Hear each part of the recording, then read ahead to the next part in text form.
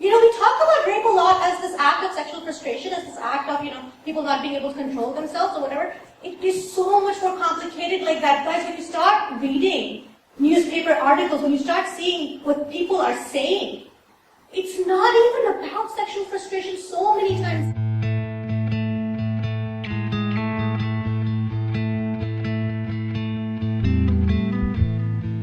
So other than sexual frustration, what else can really explain something as heinous as rape? It's called gender policing.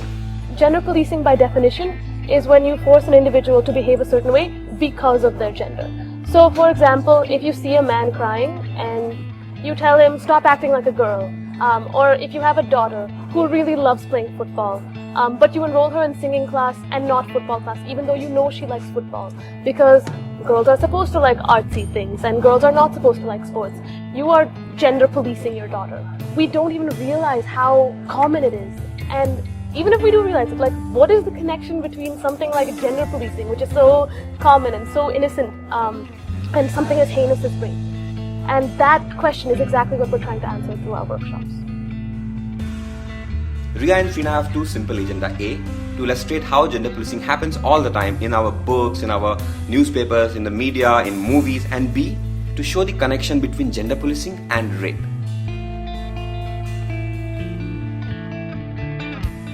Okay, how many of you guys have seen Kuch Kuch Hota Hai?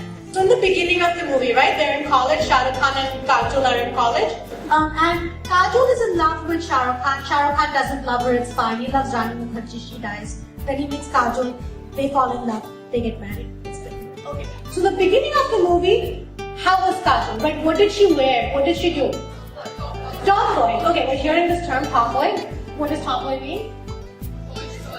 Boyish girl. So now we have a term for boyish girl. A girl who's not a girl enough. But anyway, yeah, tomboy. She's a tomboy, right? She beats him at basketball. Do we remember this? She's better at him at basketball. She's wearing shorts, etc., etc. Towards the end of the movie, they're on the basketball court. What is she wearing? A sari. Who wears a sari when they're playing basketball, when they know how to play basketball, have played basketball, and have worn shorts and won? Does she win? No, she can't even touch the ball, right? Because her long hair is all over the place, her sari pallu is falling off. That is when he falls in love with her.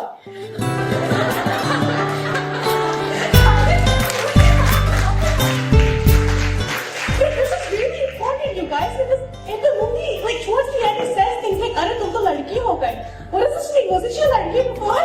She was a ladki. Tum to ladki. He says, he makes all these comments and he makes them as compliments. He's complimenting her because she's acting her gender. She's still the same person, but he falls in love with her not when, she wears shorts and has short hair, whatever. He falls in love with her when she's a sari wearing, long hair, absolutely useless in the basketball court type woman. She undergoes a transformation and she only gets what she wants after she's undergone that transformation. So in this movie, a woman who finally behaves like a woman is rewarded with the love of a life. Now this is an example of gender policing by way of reward. But the thing is, the kind of mindset that feels like rewarding a female for acting and behaving like one is not very different from the mindset that feels like punishing a woman for not acting like one. In the infamous Delhi 2012 rape case, a girl and a guy were boarding a bus at night, and there were 6 men on that bus. There were 6 other men on that bus. And they beat the male friend, and then each of the 6 men took turns raping the girl. When asked why the violators did this, they said she was out too late, she was with a boy, and we were teaching her a lesson. Staying out too late and being with boys is not something that good girls do. Good girls stay at home. Good girls only go out with boys that are their brothers or their fathers. So the fact that this girl was going against what good girls are typically and socially conditioned to believe that they should do, somehow gives these violators justification for using rape to put her back in her place. And this gives rise to something called victim blaming. You say that the victim is asking for it, which is dumb because nobody asks to be raped. Can anybody tell me what too late is? Is it 7 p.m., 8 p.m., 9 p.m.? Have you been told? I haven't been told. Nobody's ever told me what too late is. They're teaching her a lesson. They're punishing her. What are they punishing her for? for deviating her gender norm, right? And she was explicitly punished. What is happening is this launches the entire nation into a set of gender policing because now women are taking preventive measures as they should because, it's national safety crisis, etc., etc. But women are policing themselves now, right? Women are like, oh, I will not go out after 6 p.m. because it's too late.